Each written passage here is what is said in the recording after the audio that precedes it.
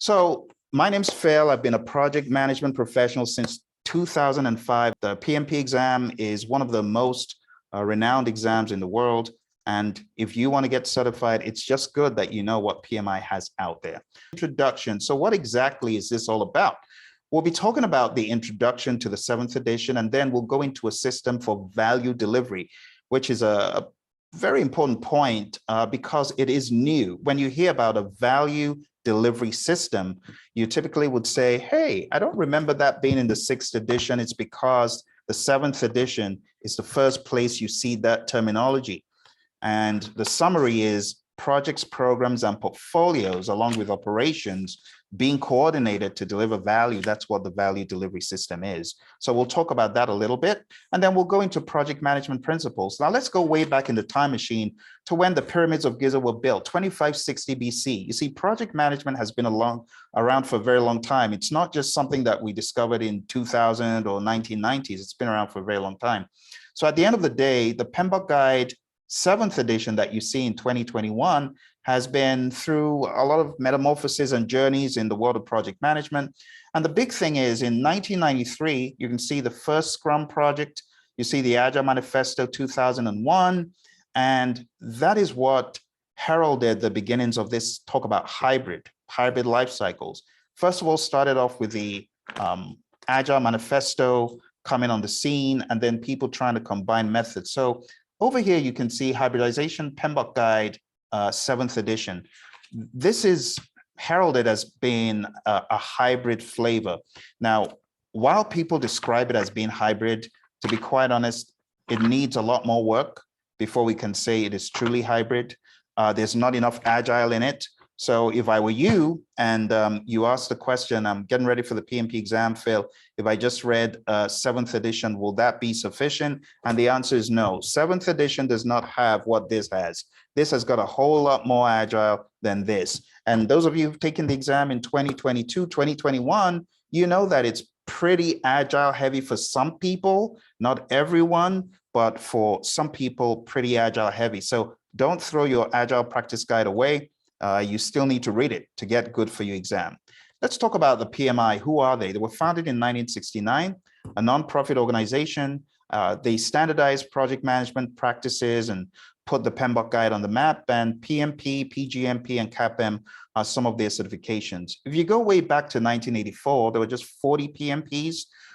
But as at today, they're well over 1.2 million. At the time I put this together, there was 1 million in 2020. Now there's 1.2 million. So let's move into a few building blocks. If you want to talk about project management, you got to understand the iron triangle. Now, this is from the world of DSDM. If you don't know DSDM, open your Agile practice guide. It's one of the Agile flavors, one of the frameworks. And the DSDM triangle, when you turn it upside down, what you have is the scope, schedule, and budget arrangements in the world of Agile. So in the world of Agile, scope is flexible. In the world of traditional, scope is fixed. And that's why we talk about turning the triangle upside down. You can see right here, we've got the traditional view where scope is fixed. But when you turn this triangle on its head, you can see that scope is flexible. We use the word estimated as well. So the bottom line is that there are two worlds. There's the world of predictive, and then there's the world of Agile. And the question is, can we bind the worlds together in some way? And the answer is yes, you could combine any of these. There's no law against it. So let's talk about PMBOK Guide 6 versus 7. The 6th edition had the 5 process groups as you know them on the left, but the 7th edition, it broke down the PMBOK Guide into the system for value delivery and project management principles. It got rid of the initiating, planning, and all that stuff. Now, it's not to say this is irrelevant. It's just to say that PMI is presenting the information in a different way in the 7th edition. Taking a look at the 6th edition, we've got the knowledge areas, but taking a look at the 7th edition, we've got these things called domains. Okay, so my goal tonight is to go through these extremely rapidly with you so that you can see what you might need to close any gaps on. In my mind, if you've been through training with me, a lot of this stuff you already know. It's just in a different flavor. The principles, you might not have heard them. Those taking the CAPM exam, don't sweat the principles. In fact, if you're taking the CAPM, I take it that you're just watching for entertainment purposes, because none of this stuff applies to your CAPM in 2022. The PMI just announced that The CAPM changes will no longer be 2022, they're going to be 2023. So keep that in mind. All right, and the PMI have the Standards Plus digital content platform. It's really great. I've been on there, taking a look at what they've got out there. They've got different methods and artifacts broken down into more detail. So instead of the PMBOK Guide 6 being looked at as the finite collection of everything, we need to be looking at it as just a piece of what the PMI recommends as good and best practices. Key terms and concepts as you get into the very first chapter of the PMBOK Guide 7th edition. So I just finished Roman numeral 8, and we're moving on, if you're following me in this book, we're moving along to page 3, page 4, 5, and so on. So here we have outcomes being talked about, which is rather unique. In PMBOK Guide, we've never really defined what outcomes are, but outcomes are very important because you could get a deliverable and not get the desired outcome. So it says outcome, an end result or consequence of a process or project. Outcomes could include outputs and artifacts, but have a broader intent by focusing on the benefits and value that the project was undertaken to deliver. So what is benefits? What is value? Well, we could say value refers to the net quantifiable benefits that a user derives from a product, service, or result, as documented in the PMBOK Guide 6th edition. The benefits and the value will lead to the outcome. Think about it like this. If one of your deliverables was a software system and you implement it in a company and you were expecting to get benefits and value from it and no one is using it, well, you haven't derived the outcome. The outcome that you were thinking of is that there will be cost savings, maybe even revenues, bigger revenues as a result of them using this system, but no one's using it. Therefore, you're not getting the outcome. All right, so that word outcome is important. And other definitions, we're not going to go too deep into them. Portfolio, a collection of all the work you're doing. A product, which is usually a physical or even non-tangible thing that enables the end user to get some sort of value. A program is a collection of multiple interrelated projects. A project is a temporary endeavor undertaken to create a unique product, service, or result. Project management is the application of knowledge, skills, tools, and techniques to a project to get that end result, that outcome. You see, we've now introduced the word outcome. So in times past, in the 6th edition, we wouldn't use that language. Now we've begun to include the word outcome and the words benefits and value.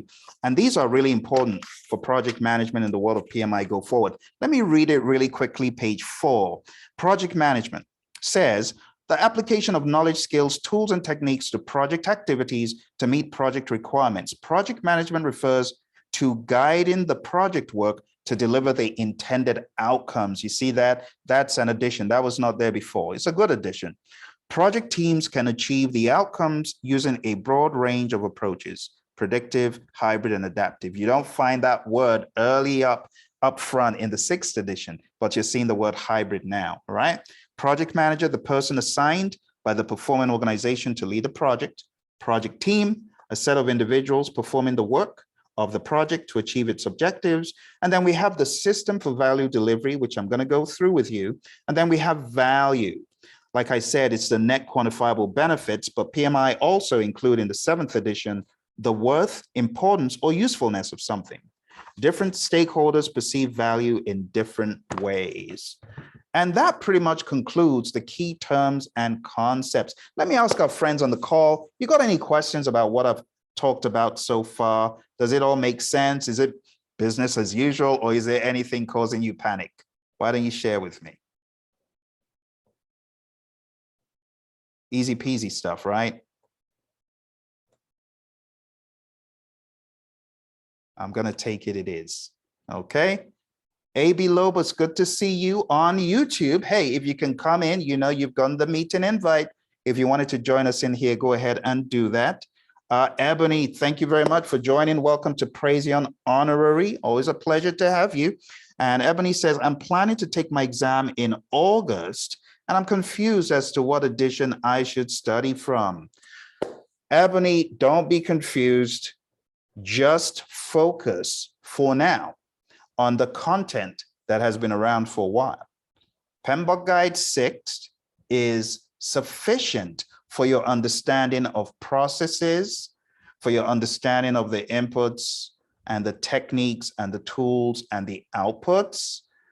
As far as the 7th edition, since you're here right now, okay, you need to be asking me any questions from the content I'm going to share, because I am covering everything tonight. It's going to go very quick. There's not a whole lot more that we need to add to the 6th. Okay, if you have understood the 6th, and that's what you're focusing on, the 7th edition editions that we're doing tonight are going to help you. Okay, so if you have any points of confusion as I'm going through this, Ebony, I want you to let me know. And by the way, Ebony, as one of our honorary members, and thank you very much for joining, I want you to go ahead and send an email to support@praizion.com so that we can go ahead and get you all of the benefits of you joining this program on YouTube, because we have a lot of videos on YouTube that are hidden only to members like you, all right? So go ahead and shoot an email and I will get back to you as soon as possible. All right. So it sounds like we're all good. Our friends on the call don't have any questions. So we're going to jump into part 2, which is a system for value delivery. So why don't you follow me? This is a rather intriguing term. It sounds very ominous, but it's not. It's on page 7 of the Agile, not Agile Practice Guide, PMBOK Guide 7th. I wish. All right, let's go ahead and read page 7. It says, the information in this section provides a context for value delivery, governance, project functions, the project environment, and product management. So there are 5 big buckets. 1 is creating value. 2 is organizational governance systems. 3 is functions associated with projects. 4 is the project environment. And 5 is product management considerations. Now, let me give you the high level. If you've read even a page of the Agile Manifesto, hopefully you understand the concept of adding value, right? We add value to the customer, and we want to do it early, and we want to do it often. We could create value in a wide variety of ways, but when you boil it down to the organization, to the enterprise, we're talking about projects, programs, portfolios. So the value delivery system we're going to be talking about here is pretty much your projects, programs, and portfolios. All right, so projects exist within a larger system, such as a governmental agency, organization, or contractual arrangement. Various components such as portfolios, programs, projects, products, and operations that can be used individually and collectively to create value are termed as value delivery components. Working together, these components comprise a system for delivering value that is aligned with the organization's strategy. Now, I quite like their breakdown. I like the way they've broken it down. They've broken it down by piecing apart the portfolios, the programs in the portfolio, along with the projects in the portfolio. And you can see here we have portfolio A that's got programs in it. Those programs have got projects. We've got portfolio B that has got projects in the portfolio that are standalone. And at the same time, it's got a program that has projects. See that? Now, at the same time, we also have a standalone set of projects that are not in any portfolio. See that? And then we also have projects within a program. So you've got portfolio A with its programs and projects, portfolio B with its programs and with its program and projects. And then we've got standalone programs that are not under a portfolio. And then we've got projects that are not in a program. This is the concept of a value delivery system. So why don't we turn the page over, take a look at page 9. When you take a look at page 9, you see the system for value delivery. Now, if we add a layer on top of that, we can see that we also have the operations that support the business. You add another layer on top of that, and you can see that the projects, programs, and portfolios that make up the system for value delivery, along with the operations, they all exist in an internal environment. And you can see we have an external environment which is outside of the firm. All of these components make up the value delivery system. That's it. It's that simple. So if you're looking at page 10, That's that. Any questions about this stuff or any points of confusion to clarify? Does it all make sense? Can you chat in the chat box, my friends on Zoom? Let me know if it makes sense. Carice, welcome. Let me know if it makes sense. Go ahead and give me a chat in the chat box. Make sense? AB Lobos and my friend Ebony, does it make sense? Give me some assurance. Want to make sure that everything here makes sense to you, yeah? It does look familiar, exactly. That's my point. That's exactly my point. Very familiar, right? Yeah, you're right. Good. Very familiar. That's it. So from what we've covered so far, you can see that you've not really missed anything in your studying. All right, so let's move on. Let's move on to the next topic. So now you've got an idea of the value delivery system, but I want to show you how I relate to it in such a way that I would remember it.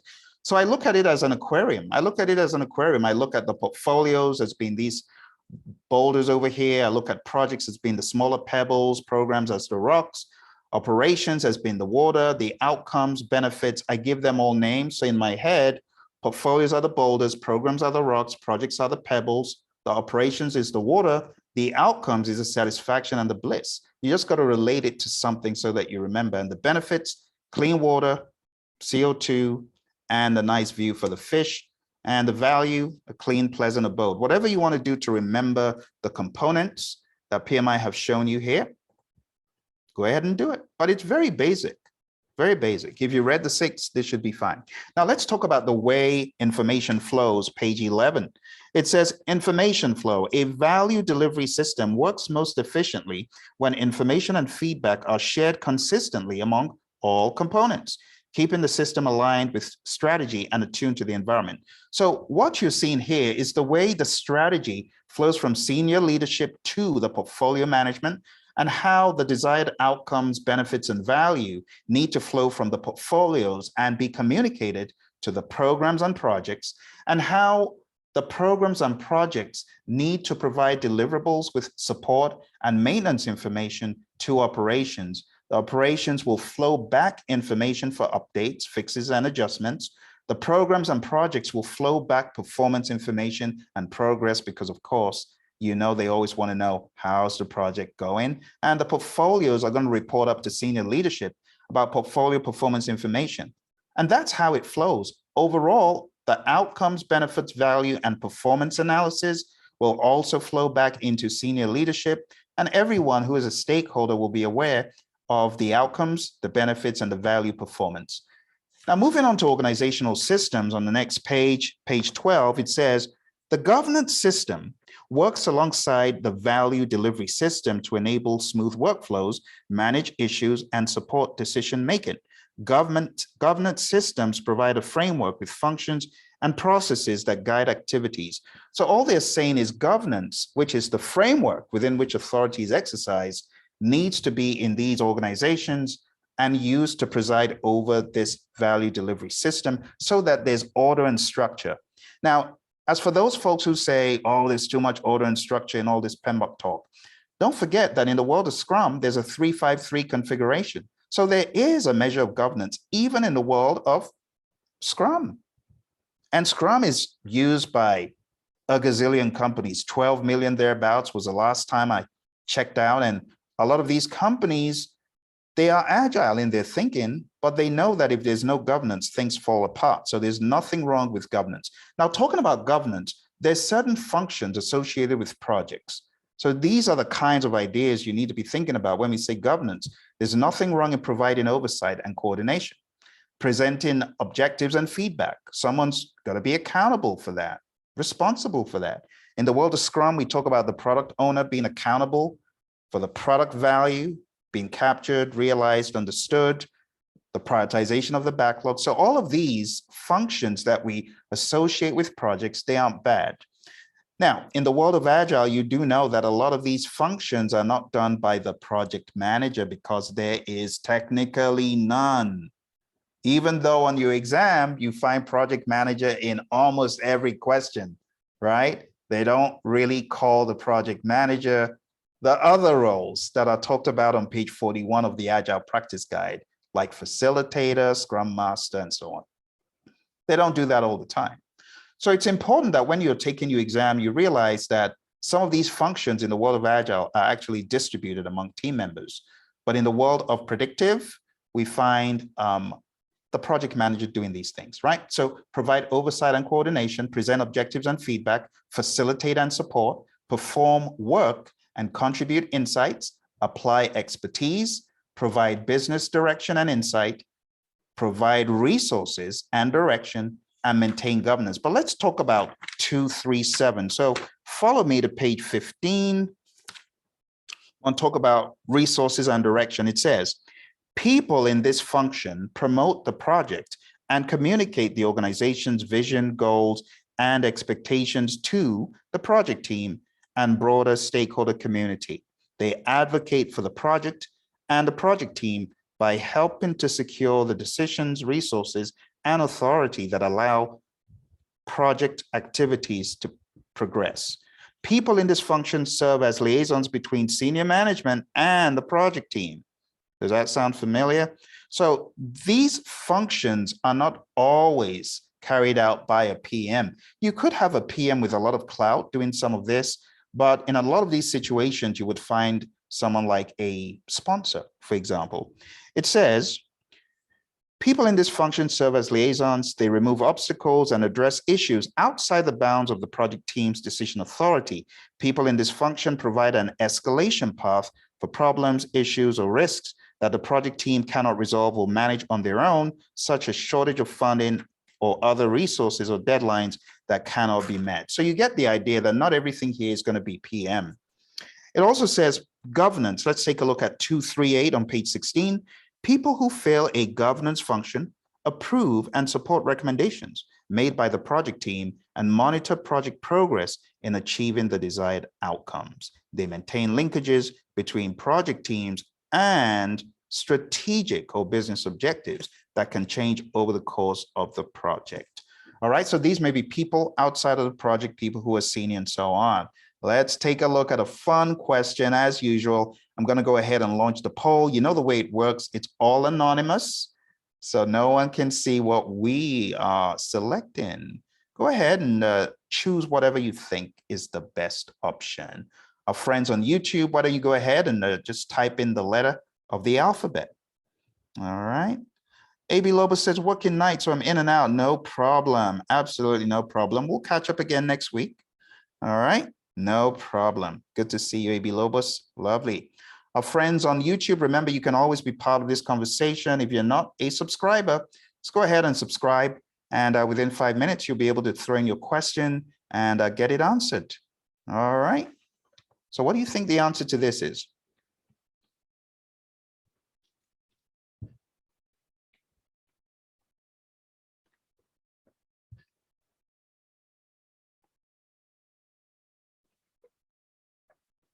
Lovely stuff, my friends on Zoom. Let's end the poll.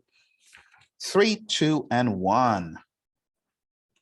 Brilliant work, brilliant work. You see, that was so easy. What's all the fear about the 7th edition? There's no need to be worried about the 7th edition. To be quite honest, it's not as if you're missing a whole lot. The answer to this is control the company revenues. That is clearly not one of the functions associated with the project. The closest you would get to that was a topic of governance. Let's move on and talk about the project environment. My, oh my, is this one of the interesting, controversial changes, huh? So what PMI did in the PMBOK Guide 7th edition was unceremoniously take away the terms people have been used to for so many years, which is EEFs and OPAs. So you can get the 7th edition if you're a member of the PMI. Kareem, good to see you on here. Just go on down to the PMI website. You're a member, log in, go to the standards, and you'll see it. You'll be able to download it. Okay. For our friends just coming on YouTube, welcome, welcome. We're taking a look at the PMBOK Guide 7th edition. We're taking it apart. We're doing it rather speedily. We're trying to get this done in about an hour thereabouts. And we're trying to get through the main nuts and bolts of the 7 so that you don't have to spend time reading both the 6 and the 7. There's really no need for you to pull your hair out about the 7th. Very straightforward. It's pretty lightweight. The only thing is, if you don't have the background of the 6th, you struggle. Like you saw some of my friends here on the Zoom saying, no big deal, Phil. And it's because they've got a very strong grounding in the 6th. For those folks that don't, they would struggle just jumping in here, trying to get all the information that exists in chapters 1, 2, and 3 in the 6th edition. Okay, so let's jump into the project environment. Like I said, it's rather controversial. And I said it's controversial in that for the longest time, we've always said EEFs and OPAs. But in the 7th edition, it's just known as the project environment. That simple and bland. So there are 2 pieces to the environment. There's the internal environment and there's the external environment. So if you follow with me into PMBOK guide, page 16 and 17, let's take a look at what is in the internal environment. All right, internal environment. And the very first thing that you see here is process assets. Does that sound familiar? That looks very much like your OPAs. But because OPAs exist within the confines of the company, it's been referred to as part of the internal environment. Governance, documentation, data assets, knowledge assets, security and safety, organizational culture, structure and governance, which used to be an EEF, is now just called internal environment. Geographic distribution of facilities, infrastructure, IT software, resource availability, and employee capability. All of that is on page 16 and 17. Internal, it makes sense, right? Let's take a look at the next one real quick. External environment, go take a look at page 18. We've got marketplace conditions. Aha, this sounds more like external EEFs. So you got to understand the external EEFs a little bit closer now, because we call this the external environment. Marketplace conditions, social and cultural influences and issues, regulatory environment, commercial databases, academic research, industry standards, financial considerations, and physical environment. All right, so quick poll. Let's go and see how much of this stuff you retained. And let's launch the poll. All right, external environments include what? Let's see if you can crack this code.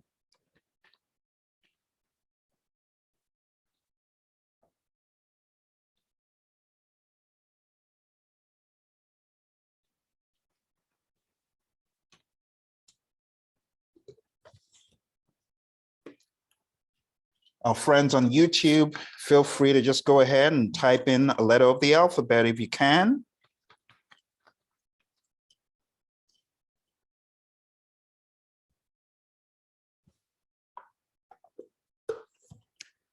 I know someone's saying, Phil, this is a little bit dubious. Is it really? All right. 3, 2, and 1. All right. Did you catch the little trickery there?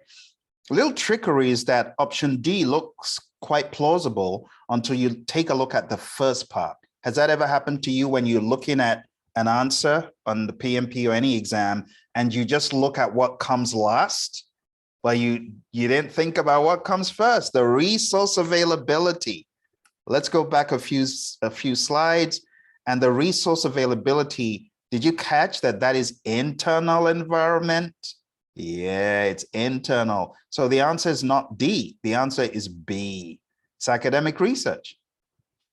There you go. So you got to look up for that little trickery in your PMP questions. All right, let's move on from here and talk about product management considerations.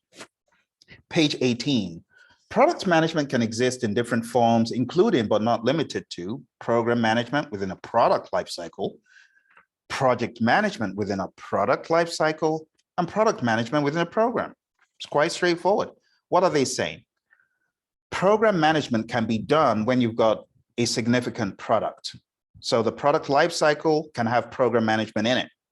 You could have project management within a product lifecycle. After all, what is a product lifecycle? It's the cycle of life from the inception of the product all the way to its obsolescence, demolition, whatever it is.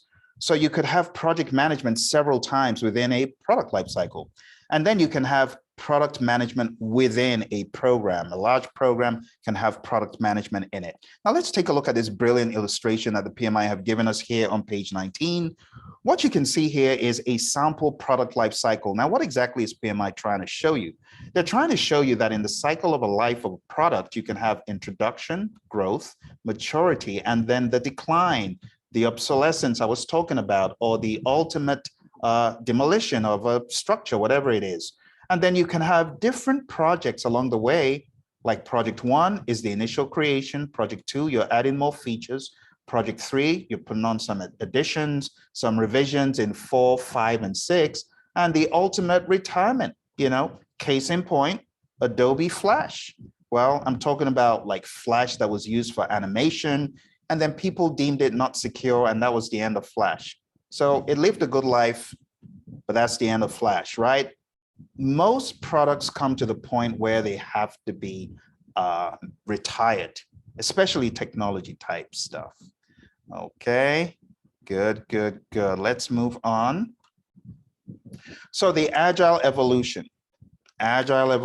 Let's take a look. Agile has evolved. First of all, it wasn't called Agile. We had Lean. And then in 1991, Unified Process, 1994, RAD, and then Scrum hit in 1995. Wasn't that popular for a while. And then Crystal, which is now obsolete. FDD is still around. Well, let me say absolutely obsolete, still around. XP, very much around, but very few companies use Crystal. It's in the Agile Practice Guide though, and it's got some brilliant configurations as far as sizing of projects and tailoring, right? So if you want to get an idea of tailoring for real world application, just take a look at Crystal. You get some good ideas from it, right? And one of the Agile Manifesto co-signators, Alistair Coburn, is behind that. Right. So one of the great minds in Agile, and by the way, if you've not tuned in to any of Alistair Coburn's YouTubes or any of those symposium things he does, and you find the videos out there on YouTube, just search Alistair Coburn, one of the best minds in Agile, and also responsible for the heart of Agile. He is behind Crystal. All right, so take a look at that. 2001, the Agile Manifesto came on the scene. Scrum Alliance came on the scene.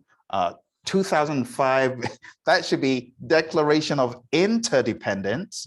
And 2017, what do you know? The PMI decided that they had been laggards in the industry, and they decided to come out with this thing. And there you can see the Agile Alliance. They partnered up with the Agile Alliance, and my goodness, don't you think this is a good piece of literature? I think it is. I mean, it's PMI did well on that one, and I'm hoping that the next edition will be even better.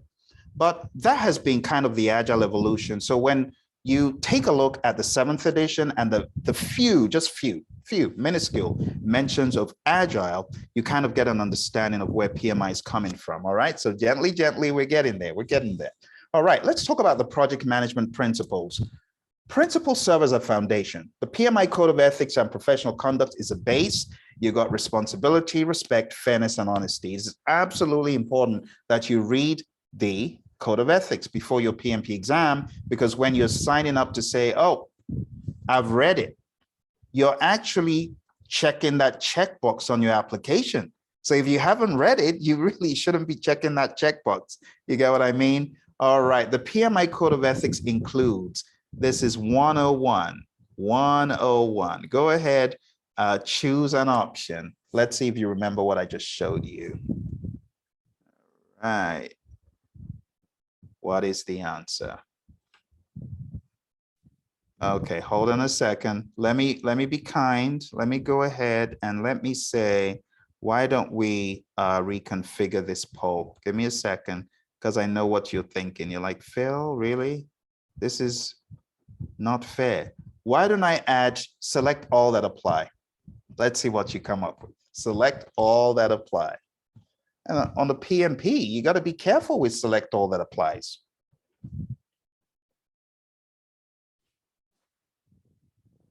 All right.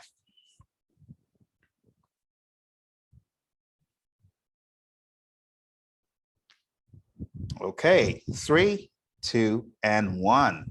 Let's go one slide back and take a little peek.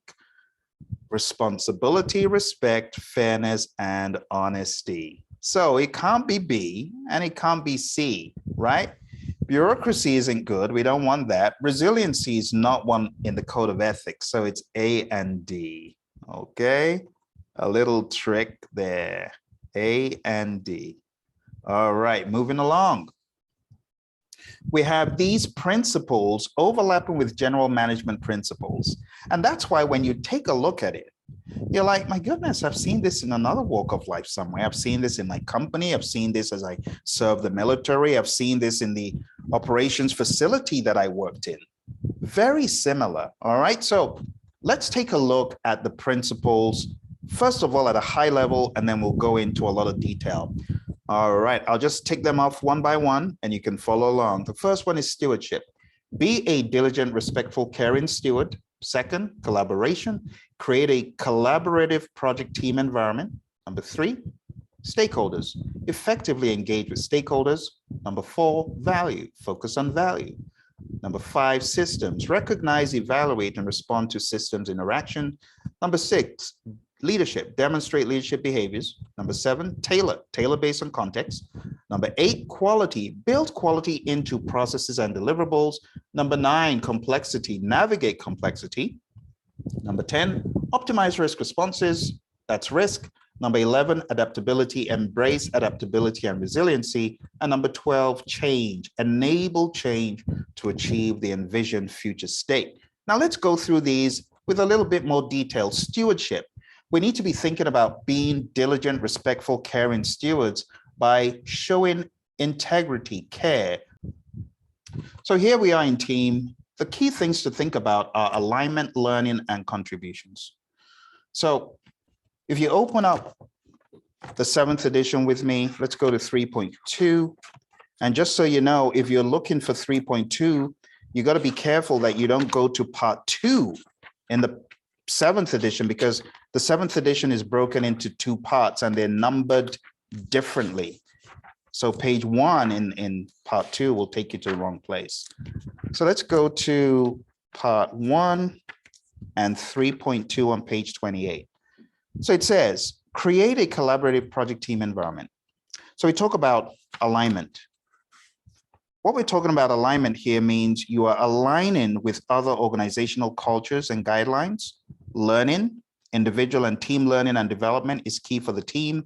And the last one is contributions, optimal contributions to deliver desired outcomes. So what does team remind you of? What chapter does team remind you of in the 6th edition, for those of you who've read it?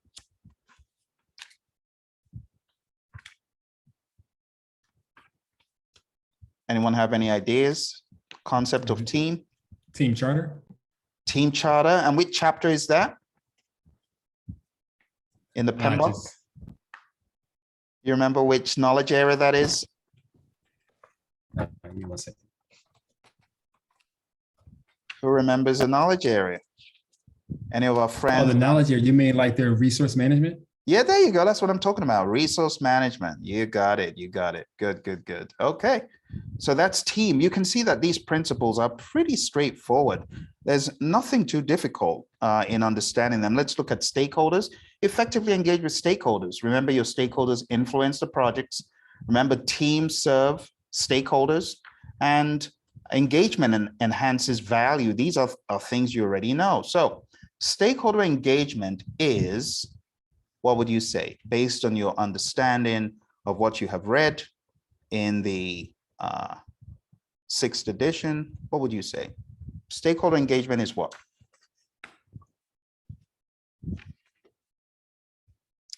Okay, let's end it. 3, 2, and 1. Okay, let's end it and share the results. So it is critical. Stakeholder engagement is critical for success, because if your stakeholders are not engaged, your project is likely going to fail. All right, let's read page 31. It says, Stakeholders influence projects' performance and outcomes. So if they're influencing outcomes, my goodness, it's critical because we're after the outcomes, remember? And then it says, stakeholders can be individuals, groups, or organizations. What can they affect? A decision, activity, or outcome. So they're really critical for project success. If our stakeholders are not taking part in the project, we got problems, see? And stakeholder engagement, not just planning how to engage your stakeholders, but actually engaging them is a recipe for success. All right, so we would say stakeholder engagement is critical. It's really critical for success. All right, let's move on. Let's talk about value, focus on value. Value is the ultimate indicator. It could be realized at any point, and it could be tangible or intangible.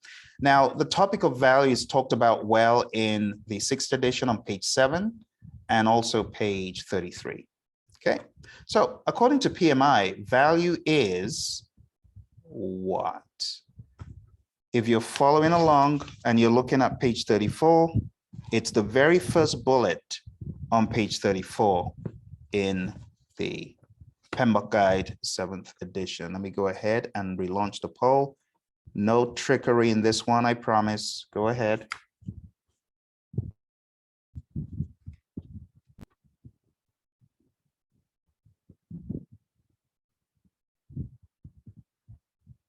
All right. So value, let's end the poll. Value doesn't always have to be tangible. It could be intangible, right? So the best option is not C, it's A, right? It says value is the ultimate indicator of project success. If people are not deriving value and benefits from what you did, then your project is not a success. It's a white elephant project. Moving on, systems thinking. It says recognize, evaluate, and respond to systems interactions. A project is a system. System thinking looks at a holistic view. It entails taking a holistic view of how project parts interact with each other. Systems are constantly changing, and systems thinking is all about being responsive to system interaction. So as a project manager, you want to have that big picture idea about systems and systems thinking. Here's a question. According to PMI, which of these is true based on what we just read? Let's go ahead. Let's launch the poll. What do you think?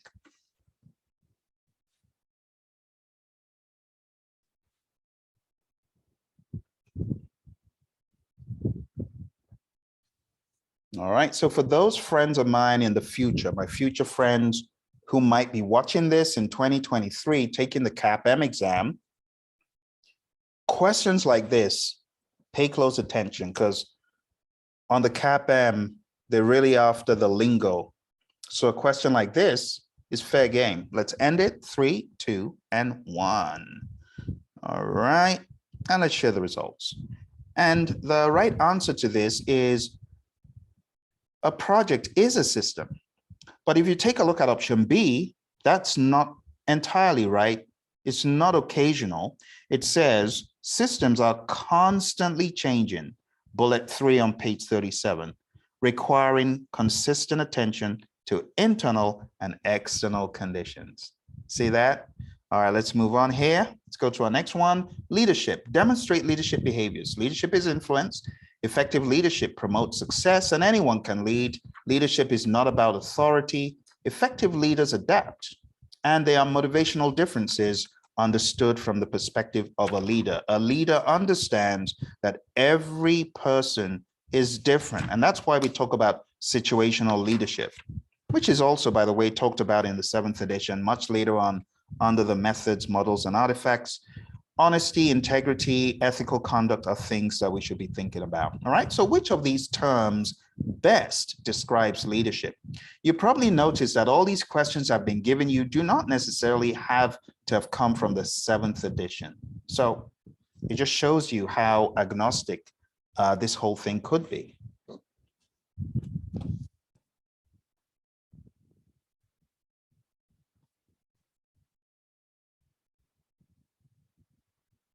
Good job. Thank you, Ebony, for participating. Thank you, Brandon, for participating. Other friends on YouTube, if you want to be part of the discussion, send in any questions, just go ahead and become a subscriber to the channel, and you'll be able to type in any questions, and I'll take them live right this moment. All right. Thank you very much. Let's go ahead and end the poll.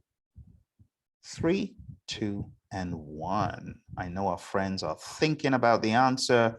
My mentor, John C. Maxwell, we call him America's leadership guru. He said, the true measure of leadership is influence. Nothing more, nothing less. It's influence, my friends. That's it. It's influence. Leadership is not about authority. It's not about position. It's not about title. Those things just come with the job. But what makes you a true leader is your ability to influence, right? So it best describes leadership. That's not to say that someone in an authority role or position couldn't be looked at as a leader. That's true, but leadership at its essence is not about authority or position, because you can have some dreadful, horrible people that are in roles of authority or position. They're not leaders, right? So the best description of leadership is influence. And let's even take a step back and look at the worst leaders, right? The worst leaders, like the Hitlers of this world. Let's not even go down the laundry list. They influence, but in a negative way, a bad way, draconian way. All right, so leadership is all about influence. Let's move on to tailoring. Tailor based on context. Each project is unique. Success is based on adapting. Most appropriate methods being observed and incorporated is what tailoring is all about. And tailoring is iterative and continuous. All right, so according to PMI, what did you glean from what I just said? Here's the poll. Let's relaunch. And you're saying, Phil, you're asking a lot of questions per slide. I got to make sure you got it, because we're only doing one pass through the 7th edition. Got to get it once and move on.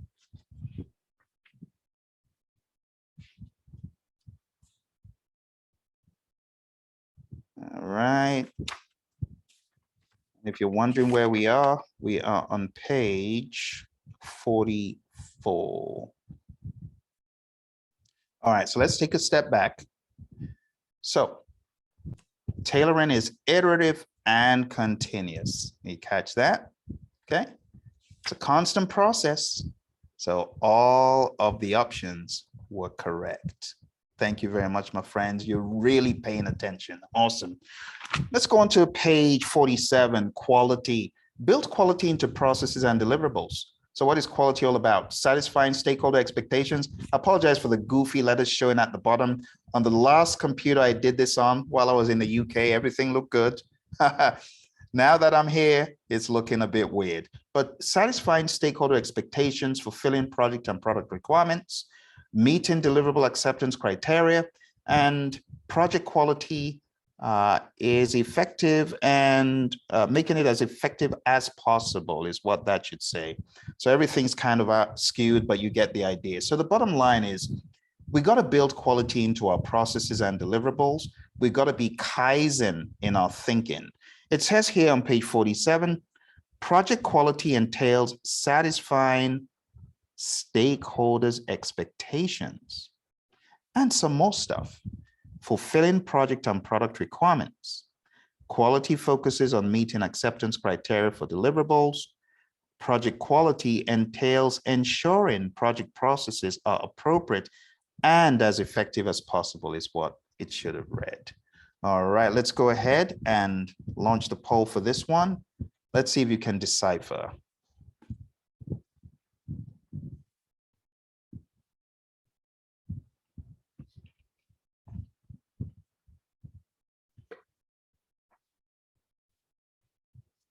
All right, well done.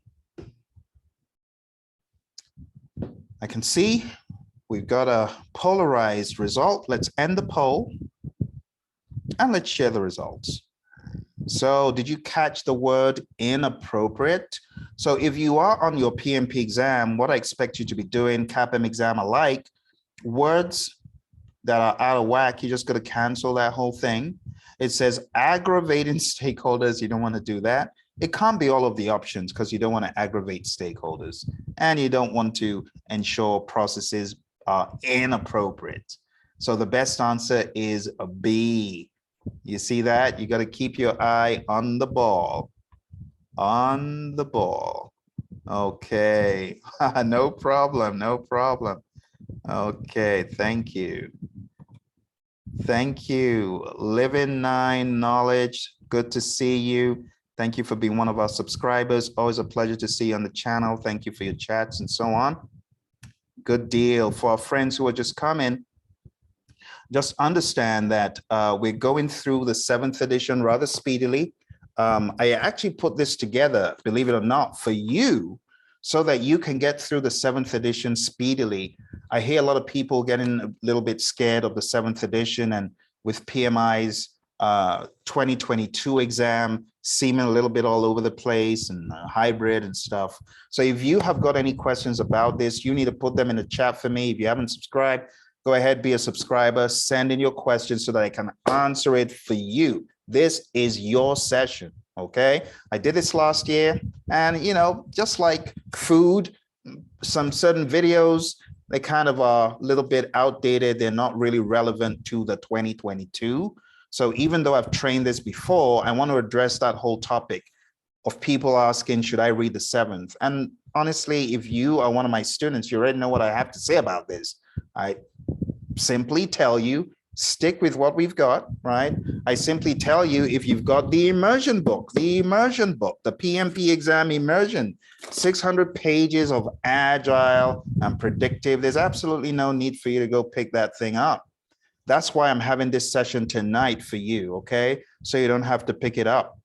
All right, my YouTube followers, wherever you are, Instagram, Facebook, same thing. I hate people wasting time, like combing through pages and pages and getting freaked out, which is why I put these videos out, because I was in your position at one point in time trying to get this exam down pat, so much information. So I want to focus on what is most relevant, all right? So that's the purpose behind today's session.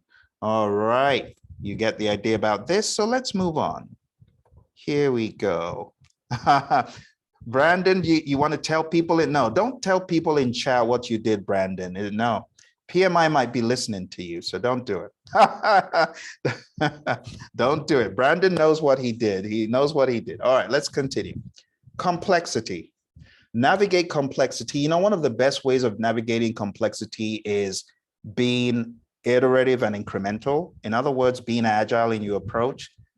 That is one of the best ways. So when we talk about complexity, complexity could come from a variety of areas. And these areas are well covered. Actually, this is one of my favorite principles because it talks about different types of complexity and sources of it, page 51.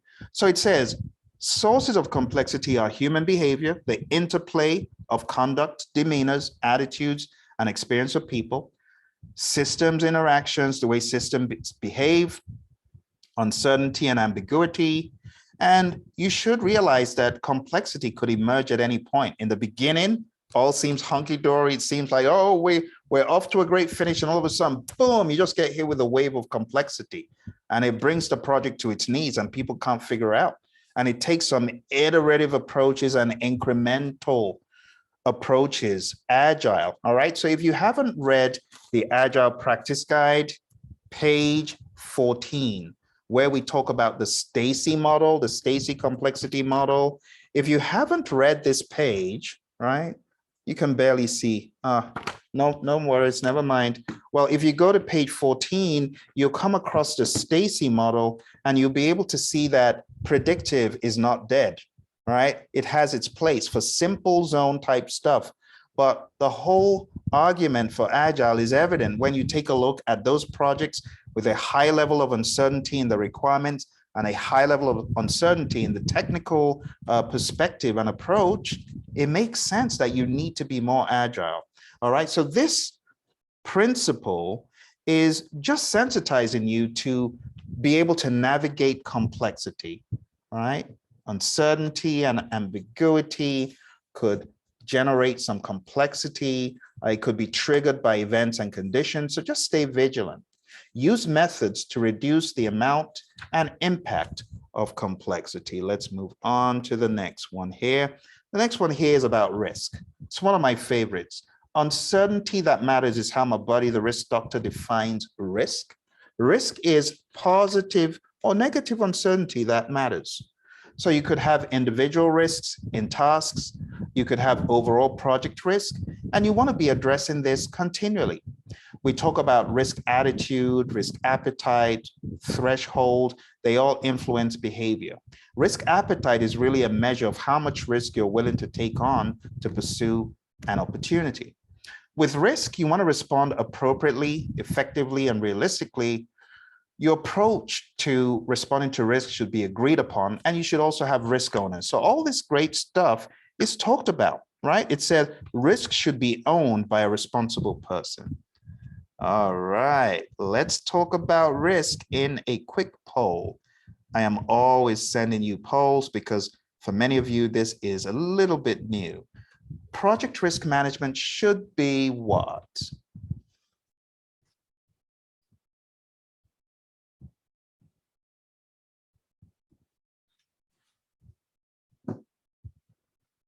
All right, just put your answer in the chat. My friends on YouTube, thank you very much for participating in the exercises. I hope you are learning. If you are learning anything from this, go ahead and just hit that like button and make sure you share the video with your friends. The video will be up shortly after we're done, and you can go back and watch it as many times as you like. All right. I see that, Brandon. That's good. That would be a risk, right? That would be a risk. Let's end the poll and let's share the results. Boom. You didn't fall into those cheap traps. Good, good, my friends. I'm glad you didn't fall into those cheap traps. So did you notice it said cost effective in meeting personal goals? You folks are getting wiser. You're getting smarter. Good job. Excellent. It's not B, and it's definitely not C. Did you catch operations context? That's a trick. And of course, you don't want it to be disagreed. So it's one of those, got to pay attention. The answer is A. Great stuff.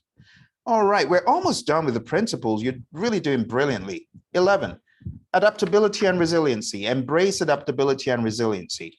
Adaptability, what is it? It's the ability to respond to changing conditions. Page 55, right? Resiliency is all about the ability to absorb impacts and to recover, right? And focus on outcomes. A focus on outcomes rather than outputs facilitates adaptability. So you got to keep your eye on, are we getting towards the outcome? Let's not focus on the minutia.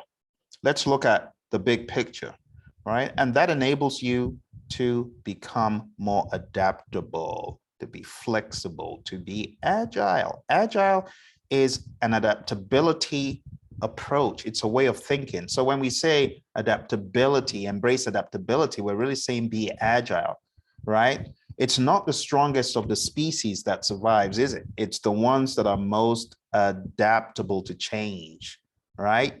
The moths who were able to survive are the ones who adopted the color of the trees they were on, not the ones who retained their original beige color. All right, let's move on. Resiliency is best described as what?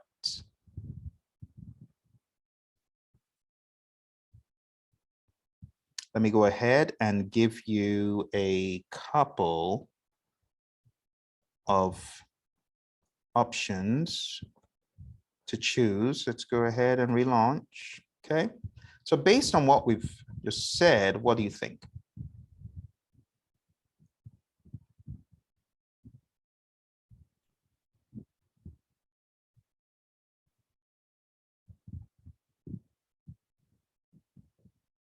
So you can find the answers on page 55 of the PMBOK Guide 7th edition, 3, 2, and 1. Let's end the poll and let's share the results. Okay, so if you take a look here, there's quite a lot. It says adaptability is the ability to respond to changing conditions, right? So ability to respond to change, summarized pretty much. That's A, which is correct. Resiliency is ability to absorb, but this is asking about resiliency. So did you catch that? Not adaptability. It says resiliency is the ability to absorb impacts and to recover quickly from a setback or failure. So that is B. And then it says a focus on outcomes rather than outputs facilitates adaptability. So they were not really asking about adaptability. They were asking about resiliency. So sorry, it's kind of like a trick again. The best answer is B. Okay. And again, I gave you multiple options to choose from. PMI would do that to you. I didn't intend to. It just so happened, but you learned something. Okay, you learned something.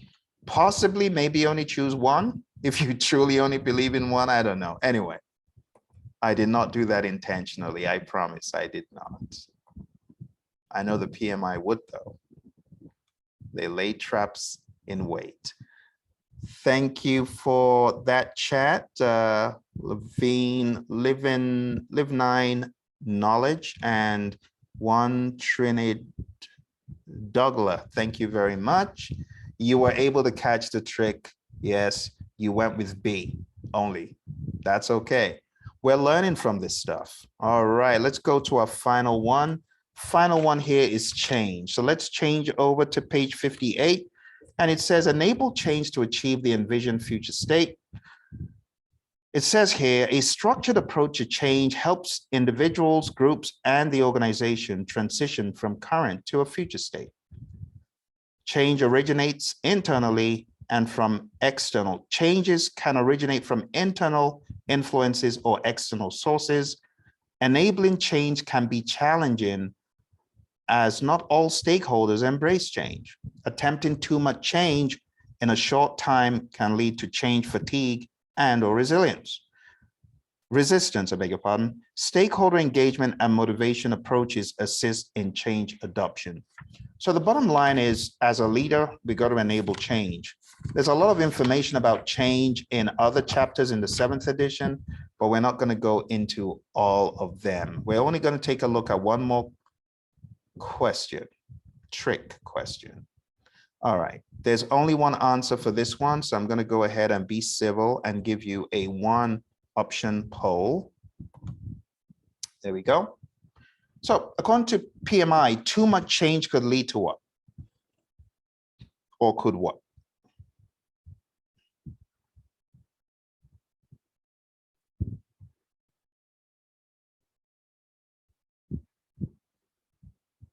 All right, 3, 2, and 1. Okay, let's end the poll and share the results. All right, so option D says, according to PMI, too much change is not possible because change always contributes. No, it's possible to have too much change. It says, attempting too much change. This is page 58. Attempting too much change in a short time can lead to change fatigue and/or resistance. So the best answer is B.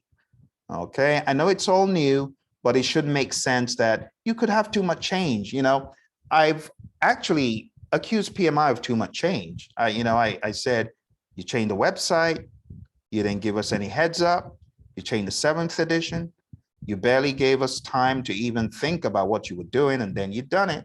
It's very possible. Now, to all those negative people out there who are saying, well, you said all this stuff about the 7th edition, why are you teaching it?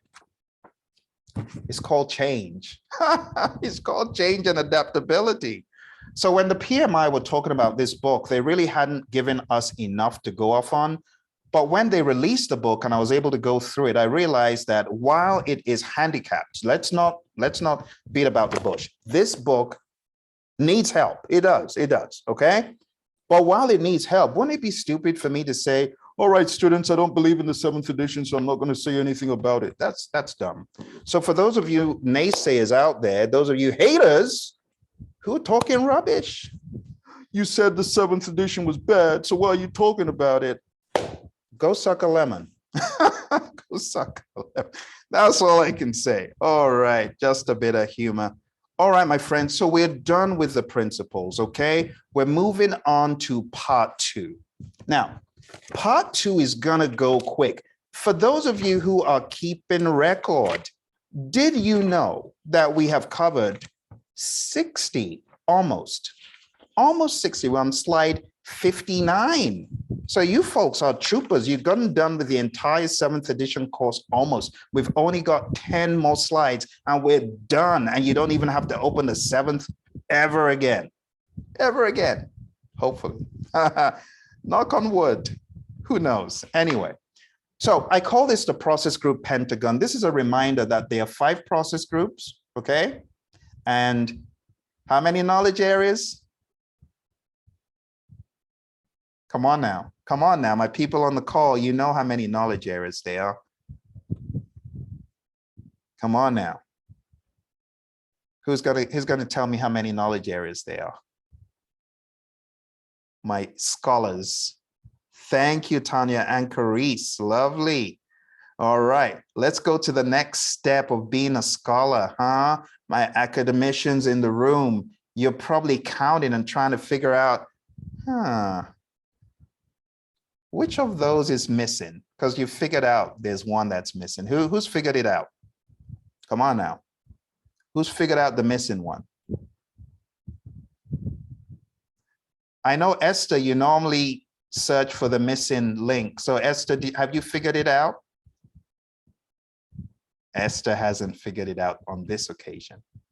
Who's figured it out? I did. It's risk. It's risk. Woo! I know. You see, I know my students. I know them. Well done, Esther. You are very correct. It's risk. The bullseye. The bullseye was missing. Good job. Now, the reason why I'm showing you this is I want you to be able to build on top of your understanding of the 6th edition. All is not lost. What you need to do with the 7th edition is put a cushion, a layer of understanding of the principles. If you put the principles at the base, you're in business. So we've got the 12 principles as a base, the PMBOK Guide 6th edition that you already know on top of the principles. And the next thing we are going to do, my friends, is build an understanding of the domains. There are 8 domains that I'm going to show you here, and we're going to be done. And honestly, there's not a whole lot more to talk about. So let's go to the beginning of the domains. Those of you who have got the book, follow along, and you will not have to open this thing ever again. The very first domain I'm showing on the screen is stakeholder. The stakeholder performance domain. This is on page 8. It reads, the stakeholder performance domain addresses activities and functions associated with stakeholders. Simple. You've read the 6th edition. You've gleaned a lot of knowledge. It's not wasted. Okay. There's some more colorful and, I would say different should be the word, descriptions. Okay. For example, when we talk about stakeholders in the 6th edition, we don't talk about a particular cycle of life for understanding stakeholders, but in the 7th edition, what you have is identify, understand, analyze, prioritize,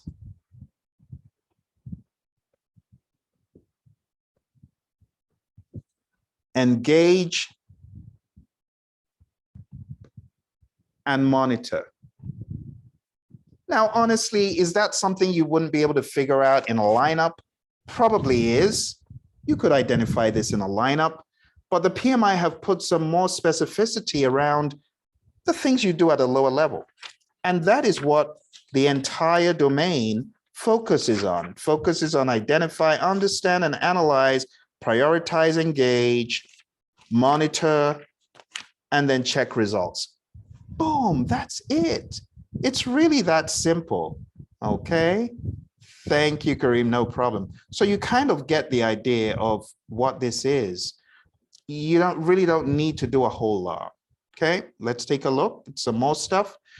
We've got the team domain, which maps back to resources, the development approach and lifecycle domain, which maps to integration, the planning domain, which maps to the planning process group, the project work performance domain, which maps to integration and executing.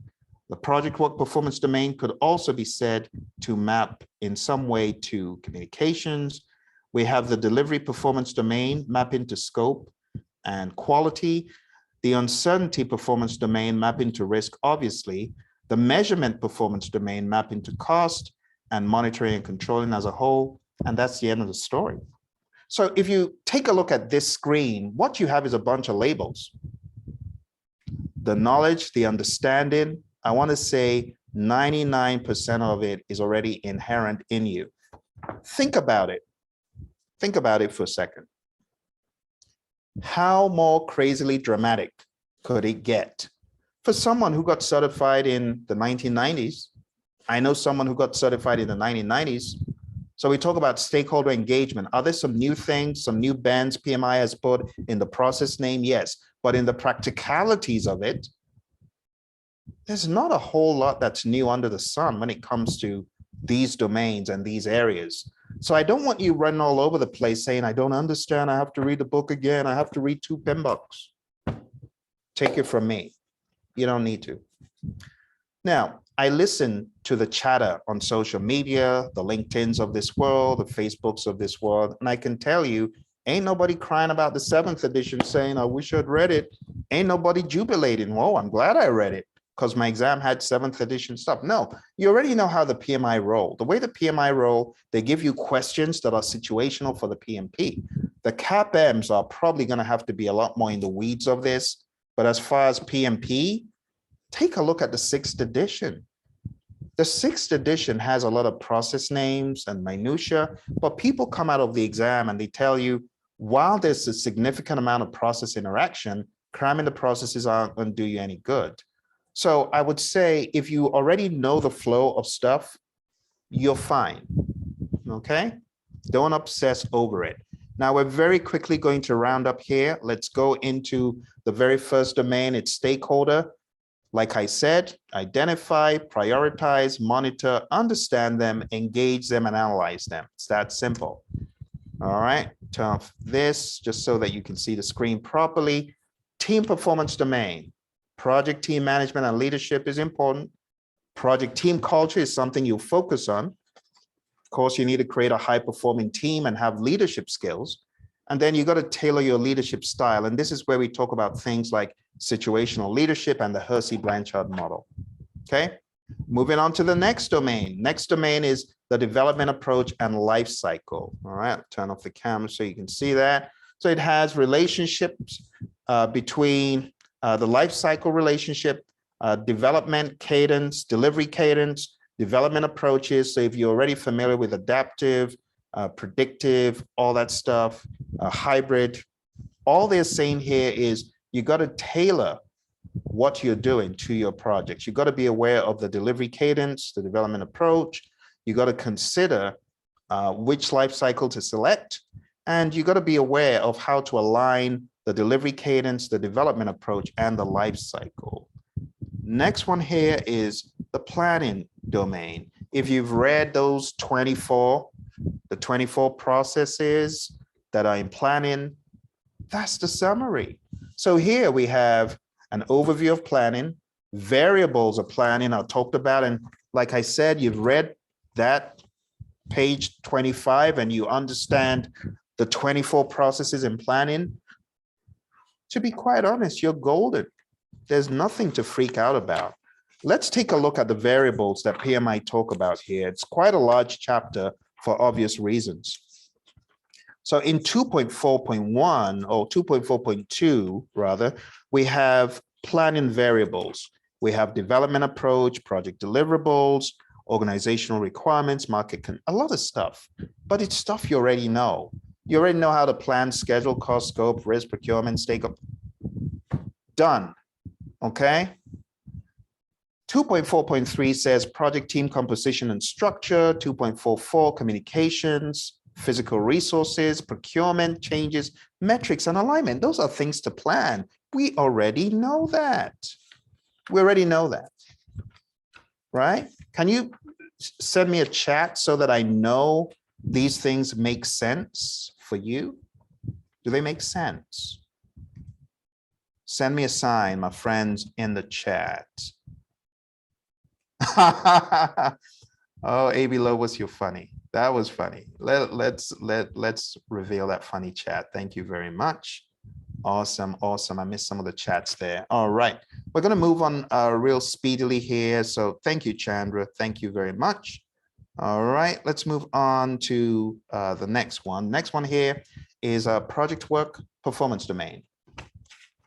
So it says project processes. The project manager and the project team establish and periodically review the processes the project team is using to conduct the work, balance competing constraints, maintain project team focus.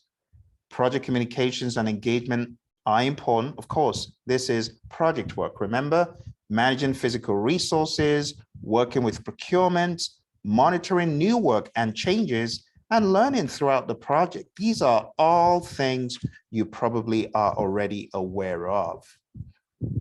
2.6, delivery performance domain. It says delivery of value. So delivery of value is very important. You got to ask yourself, how best should we be delivering this value? You could deliver value all at once, or you could deliver value in increments.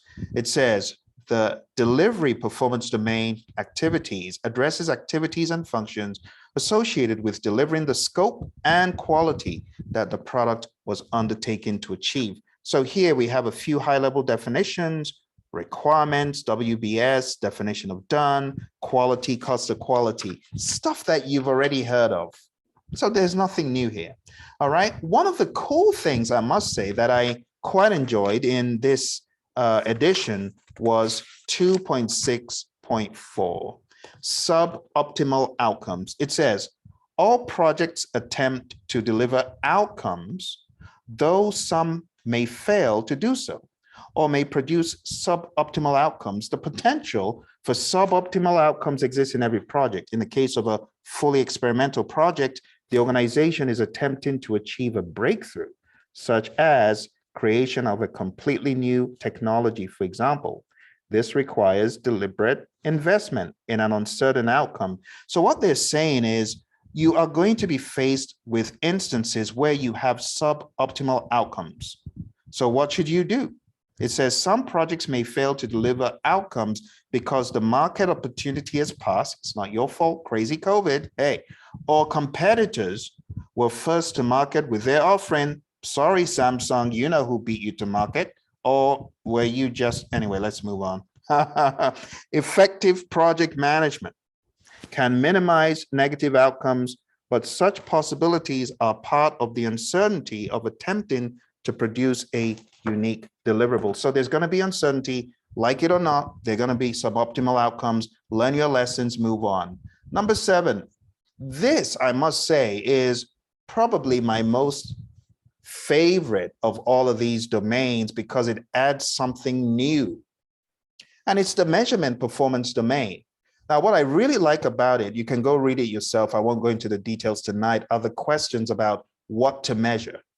And for you to really give thought to the KPIs that you're tagging onto your project, because not every KPI is value add. That's really what this is saying. So establish effective measures. Don't reward the team for finding defects because they're going to be in cahoots with the developers. The testers and developers in cahoots. And you're saying, if you find defects, we'll reward you.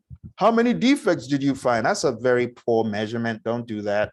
So know what to measure, present information, measurement pitfalls. This is one of the ones I really enjoyed.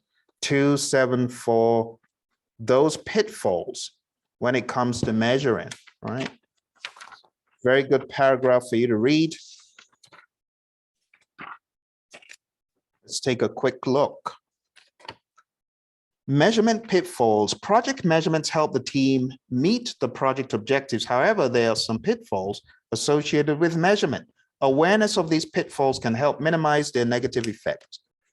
The Hawthorne effect. It states that the very act of measuring something influences behavior, just like my example. You're going to have people trying to put bugs in there to help their friends.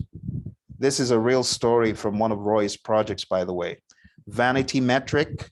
A vanity metric is a measure that shows data but does not provide useful information. Oh my goodness, demoralization. If measures and goals are set that are not achievable, the project team's morale may fall. Misusing the metrics, beating the team up because their velocity is low, poor, very poor. Confirmation bias. As humans, we tend to look for and see information that supports our pre-existing point of view. And the last one is correlation versus causation. A common mistake interpreting measurement data is focusing the correlation of two variables with the data that one causes the other. For example, seeing projects that are behind schedule and over budget might infer that projects that are over budget cause schedule issues. This is not true. Rather interesting thoughts that were not in any previous PMBOK guide. And we're almost down to the final one, the uncertainty performance domain. And the uncertainty performance domain looks at general uncertainty, looks at what ambiguity, complexity, and volatility have to do with uncertainty, and then takes a wholesome look at risk. Now, if you haven't taken a look at the video of all PMBOK Guide 7 outputs, I would advise you to look for my video on it. I have a video on all of the outputs. I'm going to put a link here in YouTube If you've been a tech product and manager for a few in the Zoom. So let's go ahead and do that. That's the one in Zoom. Let's go to YouTube. Let's put that in there. So if you want to continue this journey with me and you want to go through every single one of the outputs, if the 7th edition is that interesting to you, I won't begrudge you. You could go watch my video. That's why I put this stuff out. But the final chapters of the 7th edition, it really focuses on models, methods, and artifacts. So what I did in this video was I covered all the PMBOK Guide 7th edition's plans and documents. So you could say the artifacts, all of those artifacts. As far as the methods and models, when I get enough interest, when I see enough interest, I'm going to create another video that covers ALL. I mean, all of those, but I want to get enough interest. I don't see a lot of interest, like hardly anyone's watched this video, because people now, I just look at the 6th edition, I get pretty much the full story.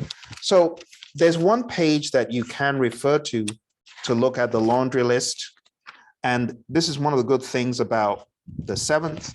It's the summary pages. So you could just look down page 182 as far as the methods and the models.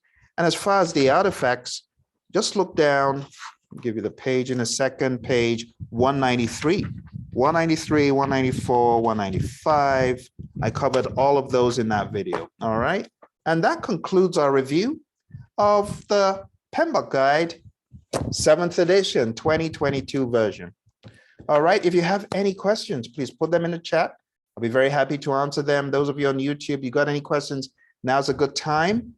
Okay. Our friends on Zoom, thank you very much. Chandra, Carice, Esther, Tanya, Kareem, Devin, it was nice to see you and everyone else who came through.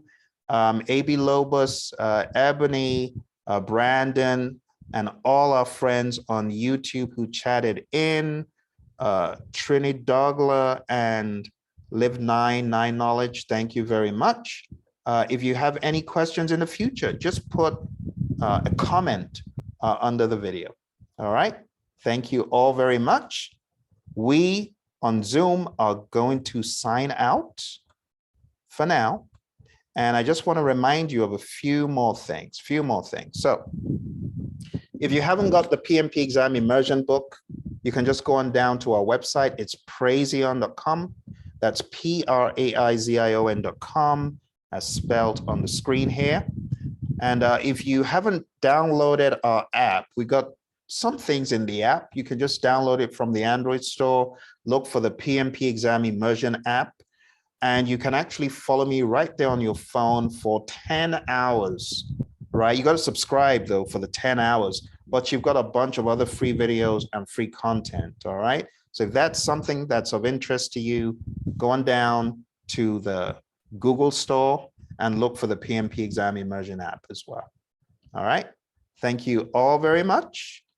We're going to be signing off. See you very soon. Bye for now.